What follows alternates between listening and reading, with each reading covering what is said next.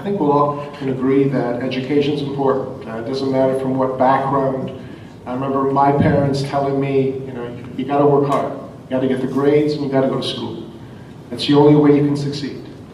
And one of the best parts of the plan that Alan talked about is that each student, if you get the grades, you have either $1,000 or $1,500 grant to go to school with.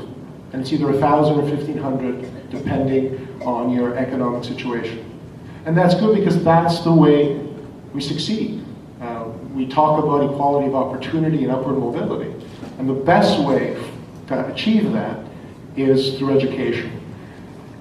I guess what Alan's point and my point is, it's just like families, we have to have priorities.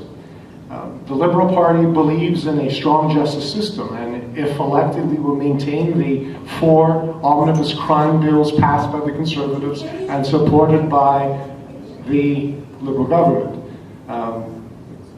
The question was education, also touched on a major part of what this election is about, which is military spending on fighter jets. That was a question. I believe that we need fighter jets. I believe that we ought to have a tender process. We have a government that states that it's going to be $16 billion. We have a parliamentary budget officer that says it's going to be $30 billion. I would believe the parliamentary budget officer, Kevin Page, because he got his information from the Pentagon.